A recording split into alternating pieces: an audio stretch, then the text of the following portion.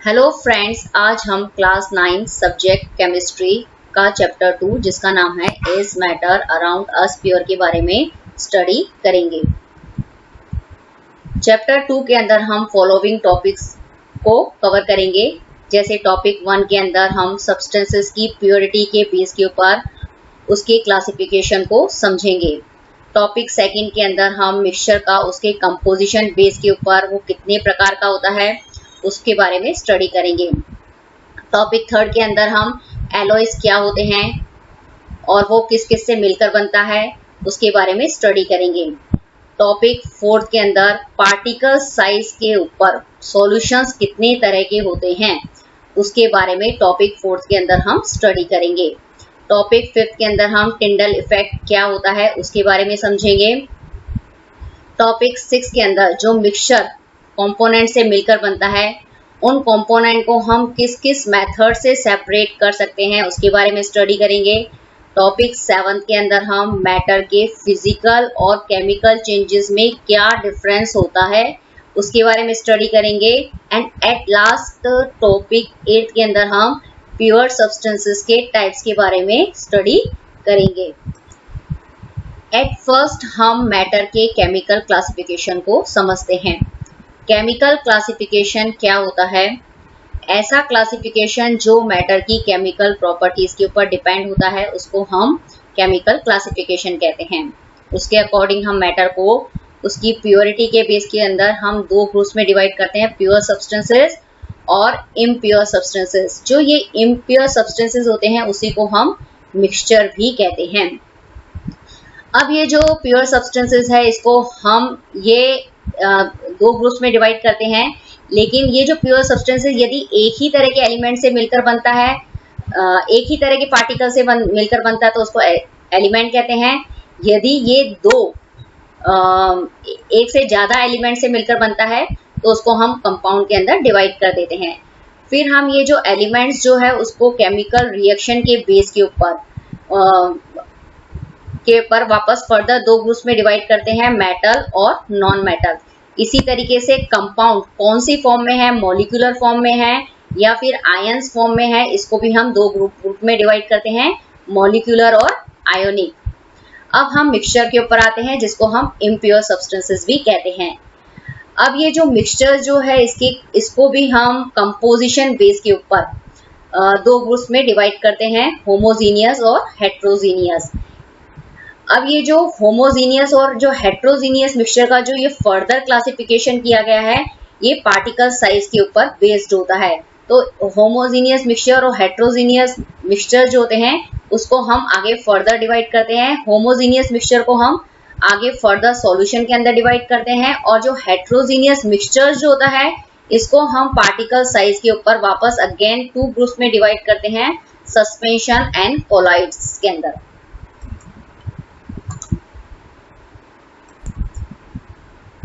अब हम pure substances क्या होते हैं, उसकी प्रॉपर्टीज क्या होती है उसकी स्टडी करते हैं। प्रॉपर्टी 1 प्योर सब्सटेंसेस की पहली प्रॉपर्टी ये होती है, a pure substances is one which is made up of only one kind of particles, these may be atoms और मॉलिक्यूल्स। जो प्योर सब्सटेंसेस जो होते हैं वो सिर्फ only one kind of particle, एक ही तरह के पार्टिकल से मिलकर बनते हैं। और ये जो पार्टिकल्स जो होते हैं वो एटम की फॉर्म में भी हो सकते हैं और मॉलिक्यूल की फॉर्म में भी हो सकते हैं। एटम का मतलब ये होता है कि जैसे हाइड्रोजन का एटम होता है तो उसको हम H से डिनोट करेंगे, लेकिन यदि हमें हाइड्रोजन का मॉलिक्यूल्स को बताना है तो उसे हम H2 से डिनोट करते हैं। अब यहाँ पे यही बोला गया है कि जो प्योर सब्सटेंसेस जो होते हैं वो सिर्फ एक ही तरह के पार्टिकल से मिलकर बना होता है। यदि हमने एटम लिया है तो उसमें एक ही H है और मॉलिक्यूल्स लिया है तो उसमें H2 है, मतलब वो सिर्फ एक ही तरह के, मतलब हाइड्रोजन एलिमेंट से ही वो मिलकर बना है। इसके एग्जांपल्स हो सकते हैं, ये इस तरह के जो प्योर सब्सटेंसेस है उसके एग्जांपल है जो एक ही तरह के पार्टिकल से मिलकर बनते हैं। इसके एग्जांपल है सल्फर, हाइड्रोजन, कार्बन, ये are known as pure substances. ये जो है सल्फर, हाइड्रोजन, कार्बन जो है वो एक प्योर सब्सटेंसेस की कैटेगरी में रखे गए हैं। क्यों?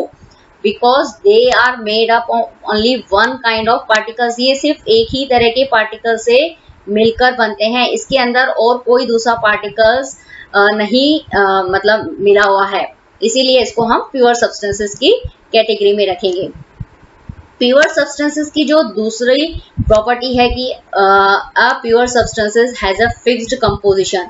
जो प्योर सब्सटेंसेस जो होते हैं उसका फिक्स्ड कंपोजिशन होता है। फॉर एग्जांपल जैसे हम वाटर लेते हैं तो वाटर का केमिकल फॉर्मूला होता है H2O। तो H2O के अंदर होता है कि H2O किससे मिलकर बना है, दो हाइड्रोजन के दो एटम और ऑक्सीजन के एक एटम से मिलकर बना है। यदि हमें वाटर का एक कंपाउंड या बनाना है तो हमें उसके लिए दो हाइड्रोजन और एक ऑक्सीजन से ही बनाना पड़ेगा। उसका कंपोजिशन जो होगा, हाइड्रोजन और ऑक्सीजन का जो कंपोजिशन होगा वो फिक्स्ड होगा। यदि कंपोजिशन फिक्स्ड है तो ही वो सब्सटेंसेस क्या होंगे, प्योर सब्सटेंसेस की कैटेगरी के अंदर इंक्लूडेड किए जाएंगे। प्रॉपर्टी थर्ड के अंदर है a pure substances has a fixed melting point and boiling point. जो प्योर सब्सटेंसेस होते हैं उसका मेल्टिंग पॉइंट और उसका जो बॉइलिंग पॉइंट जो होता है वो फिक्स्ड होता है। फॉर एग्जांपल जैसे वाटर है तो वाटर का जो मेल्टिंग पॉइंट है 0 डिग्री सेंटीग्रेड है और इसका जो बॉइलिंग पॉइंट जो होता है वो होता है 100 डिग्री सेंटीग्रेड, जो क्या है बिल्कुल फिक्स्ड होता है। तो इसीलिए हम वाटर को और प्योर सब्सटेंसेस की कैटेगरी के अंदर इंक्लूडेड करते हैं। इसी तरीके से यहाँ पे सोडियम क्लोराइड का भी एग्जांपल दिया गया है। तो सोडियम क्लोराइड का जो कंपोजिशन होता है वो भी फिक्स्ड होता है। कैसे? क्योंकि जो सोडियम क्लोराइड होता है वो एक सोडियम एटम और एक क्लोरीन के एटम से बना होता है और इसका मेल्टिंग और बॉइलिंग पॉइंट भी क्या होगा, फिक्स्ड होता है। फिफ्थ प्रॉपर्टी में ये है कि a pure substances can not be separated by any physical method. मतलब जो प्योर सब्सटेंसेस जो होते हैं उसको हम किसी भी फिजिकल मेथड से सेपरेट नहीं कर सकते हैं। यहाँ पे फिजिकल मेथड का मतलब समझना बहुत जरूरी है। फिजिकल मेथड के अंदर इवोपरेशन, फिल्ट्रेशन, सब्लिमेशन, ये सारे प्रोसेसेस इंक्लूडेड किए जाते हैं। तो जैसे अब हम इसको कैसे समझेंगे, जैसे हमने ये फॉर एग्जांपल सोडियम क्लोराइड लिया है तो सोडियम क्लोराइड किससे मिलकर बना है, सोडियम और क्लोरीन से मिलकर बना है। तो जब हम सोडियम क्लोराइड मतलब नमक, तो जो हमें सोडियम और क्लोराइड को सेपरेट करना है दोनों को, तो हम इसको कोई भी फिजिकल मेथड से इसको हम सेपरेट नहीं कर सकते हैं। यदि हमें सोडियम क्लोराइड और वाटर को अगर सेपरेट करना है तो हम इसको बॉयल करके अलग कर सकते हैं। जैसे सोडियम क्लोराइड मतलब नमक का पानी के अंदर सॉल्यूशन।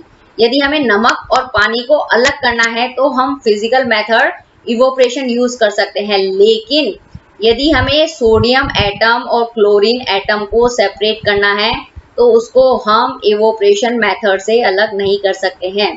जिस भी सब्सटेंसेस के अंदर ये पांचों मतलब प्रॉपर्टीज हैं तो वो सब्सटेंसेस को हम प्योर सब्सटेंसेस के अंदर इंक्लूडेड करते हैं।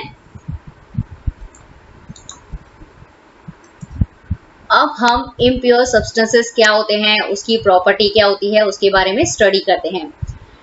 इसकी फर्स्ट प्रॉपर्टी है an impure substances is that which made by two or more than two different kind of particles in any proportion। जो impure substances जो होते हैं वो दो या दो से ज्यादा different kind of particles से मिलकर बनते हैं और इन पार्टिकल्स का जो रेशियो होता है, जो प्रपोर्शन जो होता है वो फिक्स्ड नहीं होता है। वो किसी भी प्रपोर्शन के अंदर, किसी भी रेशियो के अंदर मिक्स कर सकते हैं। नॉर्मल लैंग्वेज के अंदर हम दो चीजों को मिक्स करना ही क्या कहलाता है, मिलने से जो कंपाउंड बनता है उसको ही हम क्या कहते हैं, मिक्सचर्स कहते हैं। All the mixtures are impure substances. और जितने भी मिक्सचर्स जो होते हैं उसको हम इम्प्योर सब्सटेंसेस कहते हैं, या फिर हम ऐसे भी कह सकते हैं जो इम्प्योर सब्सटेंसेस होते हैं उसको हम मिक्सचर भी कह सकते हैं। इसकी सेकेंड प्रॉपर्टी है it can be separated by physical method.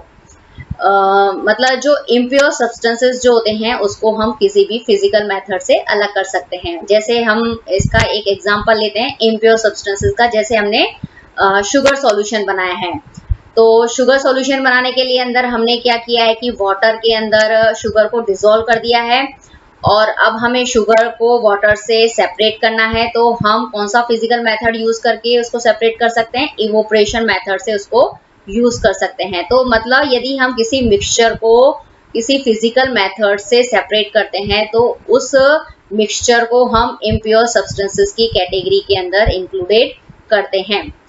Property third के अंदर ये है कि अ मिक्सचर में बी होमोजीनियस और हेट्रोजीनियस। जो मिक्सचर जो होता है उसका कंपोजिशन कैसा है, यदि उसका कंपोजिशन यूनिफॉर्म है, मतलब यूनिफॉर्म का मतलब एक जैसा है, तो उसको हम होमोजीनियस मिक्सचर में रखेंगे। जैसे शुगर सॉल्यूशन जो है, यदि हम किसी शुगर को वाटर के अंदर डिसॉल्व करते हैं तो पूरी शुगर वाटर के अंदर डिसॉल्व कर एक जैसा सॉल्यूशन बना देती है, तो उसको हम शुगर होमोजीनियस सॉल्यूशन बनेंगे।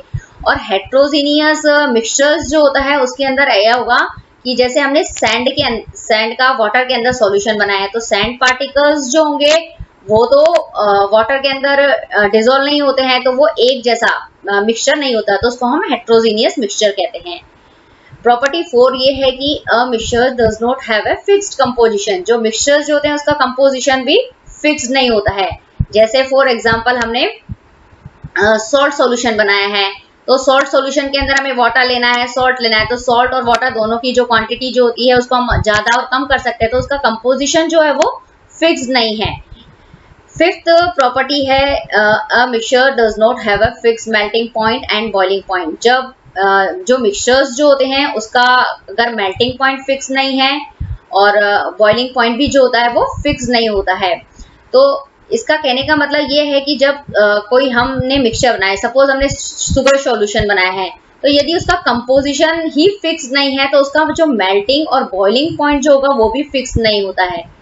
अब ये एग्जांपल है, जैसे मिक्सचर्स के कुछ यहाँ पे एग्जांपल्स दिए गए हैं। जैसे सॉल्ट सॉल्यूशन है, वाटर के अंदर सॉल्ट का मिक्सचर बना देना है। शुगर सॉल्यूशन मतलब वाटर के अंदर शुगर का मिक्सचर। मिल्क के अंदर क्या होता है, वाटर होता है, फैट्स होती है, प्रोटीन्स होते हैं। सी वाटर के अंदर क्या होगा, वाटर होंगे, सॉल्ट होगा, डस्ट पार्टिकल्स होंगे, उसका मिक्सचर होगा। एयर के अंदर air is the homogeneous mixtures of gases. तो मतलब कहने का मतलब ये है कि जिस सब्सटेंसेस के अंदर ये सारी प्रॉपर्टी, मतलब ये सारी प्रॉपर्टी का मतलब ये है कि वो दो या दो से अधिक पार्टिकल से मिलकर बना हो, और वो पार्टिकल्स का रेशियो जो हो फिक्स नहीं होगा, और उन जो मिक्सचर के जो पार्टिकल्स जो होते हैं उसको हम किसी फिजिकल मेथड से सेपरेट नहीं कर सकते हैं, और जो मिक्सचर जो है उसका कंपोजिशन फिक्स नहीं होगा, उसका जो मेल्टिंग और बॉइलिंग पॉइंट यदि फिक्स नहीं होगा, तो उन सभी सब्सटेंसेस को हम इम्प्योर सब्सटेंसेस की कैटेगरी के अंदर इंक्लूडेड करते हैं। अब हम प्योर सब्सटेंसेस और मिक्सचर की यदि प्रॉपर्टीज को हम इस डिफरेंस की बेसिस पे समझे तो हमारे कंसेप्ट्स और क्लियर हो जाएंगे। इसका फर्स्ट डिफरेंस ये है कि जो pure substances consist of a single type of substances और मिक्सचर कंसिस्ट ऑफ 2 और मोर प्योर सब्सटेंसेस। अब इसकी जो फर्स्ट डिफरेंस है उसमें ये बताया गया है कि जो प्योर सब्सटेंसेस जो होते हैं वो एक ही प्रकार के सब्सटेंसेस से मिलकर बनता है। फॉर एग्जांपल हमने लिया है शुगर या फिर सॉल्ट, कुछ भी हम ले सकते हैं, तो वो एक तरह का सब्सटेंसेस है, सिर्फ शुगर। लेकिन जो मिक्सचर्स जो है वो क्या होते हैं, 2 या 2 से ज्यादा प्योर सब्सटेंसेस से मिलकर बनता है। Pure substances is very important, 2 या 2 से अधिक प्योर सब्सटेंसेस से मिलकर बनता है।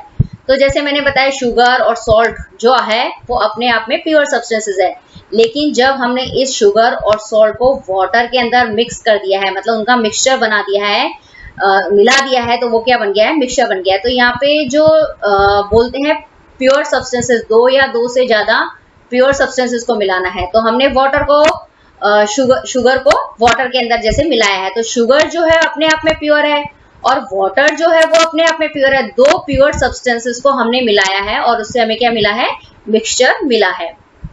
इसका सेकंड डिफरेंस देखते हैं कि सेकंड डिफरेंस में क्या है कि जो pure substances can not be separated into other substances by physical method. जो प्योर सब्सटेंसेस होते हैं हम उसको किसी भी प्योर फिजिकल मेथड से सेपरेट नहीं कर सकते हैं। जैसे हमने सॉल्ट ले लिया, सॉल्ट किससे बना है, सोडियम और क्लोरीन से मिलकर बना है। अब ये हमें सोडियम और क्लोरीन को यदि हमें सेपरेट करना है तो हम उसको फिजिकल मेथड मतलब किसी भी एवोप्रेशन, सब्लिमेशन, फिल्ट्रेशन, इनसे हम उसको अलग नहीं कर सकते हैं। इसको ब्रेक करने के लिए हमें इसकी मतलब किसी केमिकल मेथड से ही हम सोडियम और क्लोरीन को सेपरेट कर सकते हैं।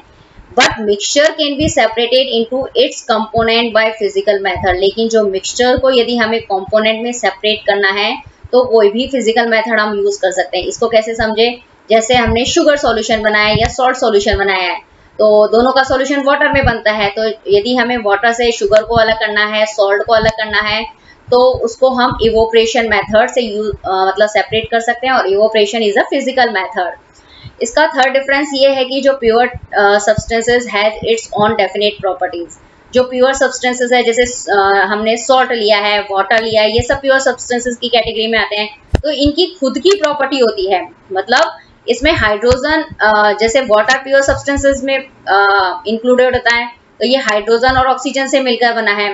लेकिन अब ये हाइड्रोजन और ऑक्सीजन की प्रॉपर्टी नहीं बताएगा, ये अब मॉलिक्यूल बन गया एक कंपाउंड H2O, तो ये पूरे एक कंपाउंड की प्रॉपर्टी को शो करेगा। लेकिन मिक्सचर में ऐसा नहीं होता है, mixture shows the properties of its component.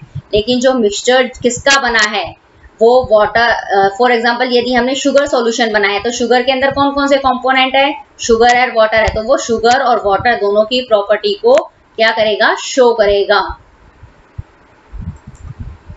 अब हम मिक्सचर्स के टाइप्स और उसके डिफरेंस के बारे में स्टडी करते हैं। एट फर्स्ट हम मिक्सचर्स के टाइप्स को समझते हैं। अब जो मिक्सचर्स जो होते हैं वो दो तरह के होते हैं। फर्स्ट है होमोजीनियस एंड सेकंड है हेट्रोजीनियस। तो होमोजीनियस मिक्सचर क्या होता है? A mixture which has a uniform composition through out is called a homogeneous mixture. तो ऐसा मिक्सचर जिसका कंपोजिशन यूनिफॉर्म हो, तो यूनिफॉर्म का मतलब होता है एक जैसा। तो जिस ऐसा मिक्सचर बनाए तो अगर उसका कंपोजिशन एक जैसा हो तो उसको हम होमोजीनियस मिक्सचर के अंदर इंक्लूडेड करते हैं। इसके एग्जांपल क्या हो सकते हैं? Sugar in water and salt in water. यदि हम वाटर के अंदर शुगर को डिसॉल्व करते हैं तो वो पूरी घुल जाती है, एक जैसा सॉल्यूशन, यूनिफॉर्म सॉल्यूशन बन जाता है। इसी तरीके से हम जब सॉल्ट को वाटर के अंदर डिसॉल्व करते हैं तो एकदम यूनिफॉर्म कंपोजिशन वाला मिक्सचर हमें प्राप्त होता है, तो उसको हम बोलते हैं होमोजीनियस मिक्सचर। मिक्सचर का सेकंड टाइप है हेट्रोजीनियस मिक्सचर। हेट्रोजीनियस मिक्सचर में हेट्रो का मतलब होता है डिफरेंट। अब ये हेट्रोजीनियस मिक्सचर क्या होता है? A mixture which has a non uniform composition is called heterogeneous mixture. ऐसा मिक्सचर जिसका कंपोजिशन जो हो बनने के बाद नॉन यूनिफॉर्म हो, तो उसको हम बोलते हैं हेट्रोजीनियस मिक्सचर। तो इसके एग्जांपल क्या हो सकते हैं?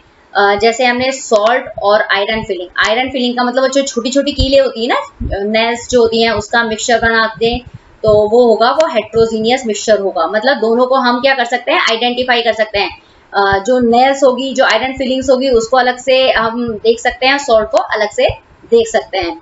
इसी तरीके से सैंड और शुगर का सॉल्यूशन बनेंगे तो भी वो एक जैसा नहीं होगा। मतलब हम सैंड पार्टिकल्स और शुगर पार्टिकल्स को अपनी नेकेड आई के थ्रू देख सकते हैं। इसी तरीके से जो सैंड और वाटर का जो सॉल्यूशन बनता है वो भी हेट्रोजीनियस मिक्सचर के अंदर ही कंसीडर किया जाता है। व्हाई? क्योंकि जब हम वाटर के अंदर सैंड को डिसॉल्व करते हैं तो जो सैंड पार्टिकल्स जो होते हैं वो वाटर के अंदर डिसॉल्व नहीं होते हैं। यदि हम इस सॉल्यूशन को कुछ देर तक स्टेबल रखते हैं तो जो सैंड पार्टिकल्स जो होते हैं वो नीचे जाके क्या हो जाते हैं, जम जाते हैं बॉटम के अंदर। तो वो जो सॉल्यूशन जो होता है वो एक जैसा नहीं होता है, उसका जो कंपोजिशन जो होता है वो नॉन यूनिफॉर्म होता है। इसीलिए जो सैंड और वाटर का जो सॉल्यूशन होगा उसको हम हेट्रोजीनियस मिक्सचर के अंदर कंसीडर करते हैं। तो इसके अंदर हम इस पूरी टॉपिक में हमने ये मिक्सचर्स के टाइप के बारे में स्टडी करी है। नेक्स्ट हम मिक्सचर के डिफरेंसेस के बारे में स्टडी करते हैं।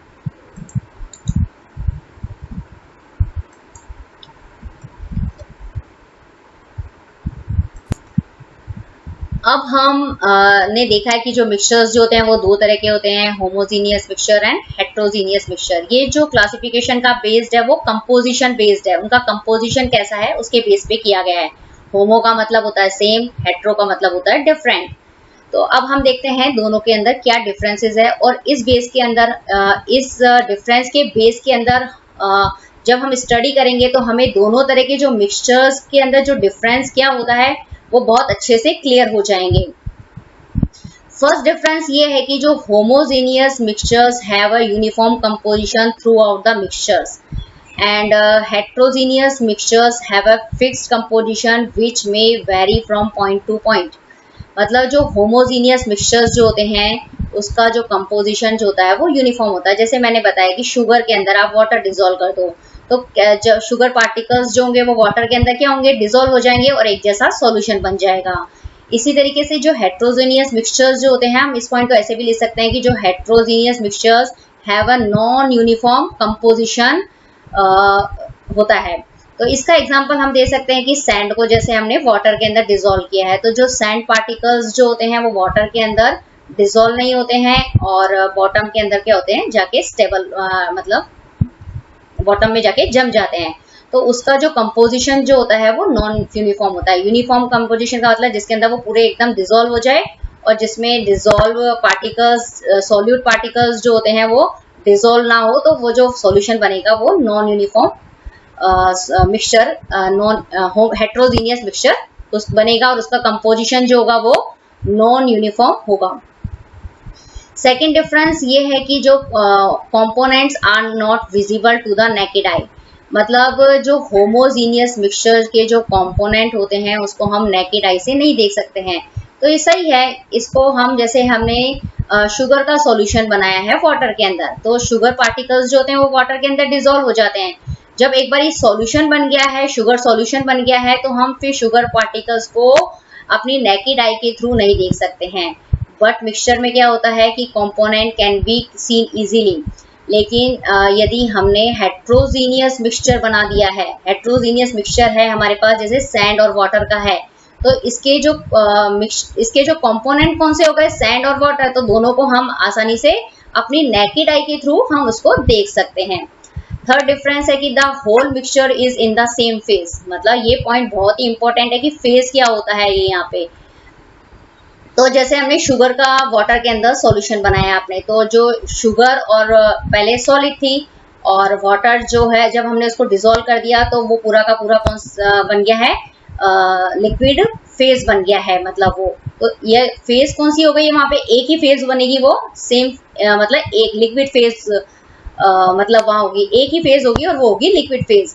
लेकिन जब हमने substances can be two phases and layers में बी सेपरेटेड, लेकिन जब हम हेट्रोजीनियस मिक्सचर बनाते हैं तो उसके अंदर टू फेजेस बन जाती है। तो जैसे फॉर एग्जांपल हमने सैंड का वाटर के अंदर डिसॉल्व किया है, तो जो सैंड पार्टिकल्स जो होते हैं वो वाटर के अंदर डिसॉल्व तो नहीं होते हैं, और जब हम इस सॉल्यूशन को कुछ देर तक स्टेबल रखते हैं तो वो सैंड पार्टिकल्स जो होते हैं वो नीचे जाके जम जाते हैं। तो और मतलब और लेयर्स में भी सेपरेट, और दोनों जो होते हैं वाटर और सैंड जो होते हैं वो लेयर से सेपरेट भी हो जाते हैं। टू फेजेस का मतलब सैंड पार्टिकल्स नीचे जम गए तो वो सॉलिड फेज हो गई और वाटर ऊपर रह गया तो वो लिक्विड फेज हो गई। मतलब हेट्रोजीनियस मिक्सचर के अंदर दो फेजेस हो जाएगी, एक तो लिक्विड फेज एक सॉलिड फेज, और दोनों जो होगी वो एक लेयर से क्या होगी, सेपरेट होगी। फोर्थ डिफरेंस क्या है, particle size is often at atomic और मॉलिक्यूलर लेवल। अब इसको भी समझ सकते हैं हम, जैसे हमने शुगर पार्टिकल्स को वाटर के अंदर डिसॉल्व किया है, तो जो शुगर पार्टिकल्स जो होते हैं जो तो वाटर मॉलिक्यूल के बीच में जो गैप होता है, जो स्पेसेस होता है उसके बीच बीच में जाके सेट हो जाते हैं। तो पार्टिकल साइज मतलब क्या होता है, उसका एटॉमिक और मॉलिक्यूलर लेवल का होता है। तो इसकी जो स्टडी होती है सिर्फ हम अल्ट्रा माइक्रोस्कोप के थ्रू कर सकते हैं। लेकिन जो हेट्रोजीनियस मिक्सचर के जो कंपोनेंट होते हैं, हेट्रोजीनियस मिक्सचर्स है large particle size, heterogeneous mixture के जो कंपोनेंट होते हैं उसका पार्टिकल साइज इतना बड़ा होता है कि हम उसको विदाउट माइक्रोस्कोप भी देख सकते हैं, अपनी नेकेड आई के थ्रू देख सकते हैं, कहने का मतलब ये है। अब इसका जो फिफ्थ डिफरेंस है, जो components can not be separated easily, मतलब जो होमोजीनियस मिक्सचर्स जो होते हैं उसको हम इजीली सेपरेट नहीं कर सकते हैं। फॉर एग्जांपल शुगर सॉल्यूशन ही लेते हैं अगेन हम, तो शुगर और वाटर का सॉल्यूशन बन गया। अब शुगर और वाटर को सेपरेट करना है तो हमें कोई फिजिकल मेथड यूज करना पड़ेगा, मतलब इवोपरेशन करना पड़ेगा, तो उससे हम उसको सेपरेट मतलब करेंगे। तो मतलब इजीली सेपरेट नहीं, उसके लिए कोई मेथड हमें यूज करना पड़ेगा। बट हेट्रोजीनियस मिक्सचर के अंदर component can not be separated easily, लेकिन हेट्रोजीनियस मिक्सचर के जो कंपोनेंट्स होते हैं उसको हम आसानी से अलग कर सकते हैं। फॉर एग्जांपल जैसे हमने सैंड और वाटर का सॉल्यूशन बनाया है, तो सैंड और वाटर को कैसे सेपरेट कर देंगे, फिल्ट्रेशन करके ही, मतलब उसको फिल्टर कर लेंगे, फिल्टर पेपर के थ्रू तो सेपरेट कर सकते हैं। आयरन फिलिंग और सैंड का सॉल्यूशन बनाया है तो उसको हम छान के सेपरेट कर सकते हैं।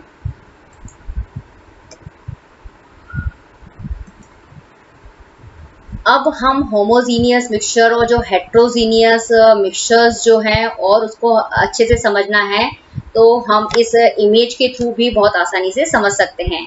जैसे हमने सैंड का वाटर के अंदर साथ सॉल्यूशन बनाया तो वो मिक्सचर क्या कहलाएगा, हेट्रोजीनियस मिक्सचर कहलाएगा। क्यों? क्योंकि जो सैंड पार्टिकल्स जो होते हैं वो नीचे जाके बॉटम में सेट हो गए हैं, ऊपर क्या हो गया है, वाटर हो गया है। तो मतलब इसका जो कंपोजिशन कैसा हो गया है, नॉन यूनिफॉर्म कंपोजिशन हो गया है। नॉन यूनिफॉर्म का मतलब बाहर से वो एक जैसा नहीं दिख रहा है। सेकंड पॉइंट इसमें ये होगा कि इसमें दो फेजेस बन गई हैं। दो फेजेस का मतलब सॉलिड पार्टिकल्स नीचे हो गए हैं, लिक्विड पार्टिकल्स ऊपर हो गया है। तो दो फेजेस कौन सी हुई इसमें, सॉलिड फेज और लिक्विड फेज। तो ये हेट्रोजीनियस मिक्सचर की फेज और कंपोजिशन को हमने यहाँ पे समझा है। इसी तरीके से हम ये शुगर और वाटर का जब हम मिक्सचर बनाते हैं तो शुगर पार्टिकल्स जो होते हैं वो वाटर के अंदर पूरे डिसॉल्व हो जाते हैं, क्या बना देते हैं, वो होमोजीनियस मिक्सचर। अब ये जो होमोजीनियस मिक्सचर में हम ये जो कंपोजिशन जो है इस मिक्सचर का वो यूनिफॉर्म है, मतलब ये बाहर से एक जैसा दिख रहा है। और इसके अंदर शुगर पार्टिकल्स जो हैं वो वाटर के अंदर क्या हो गए हैं, पूरे के पूरे डिसॉल्व हो गए हैं। तो मतलब एक ही फेज, मतलब एक हमें एक लिक्विड सॉल्यूशन ही हमें यहाँ मिल रहा है। तो ये सिर्फ हमें यहाँ पे लिक्विड फेज ही हमें मिली है यहाँ पे।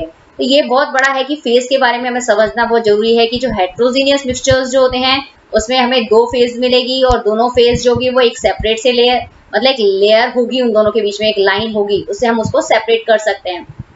लेकिन जो होमोजीनियस मिक्सचर्स जो होते हैं उसमें एक सिंगल फेज होती है जिसमें कोई लेयर वगैरह नहीं होती है।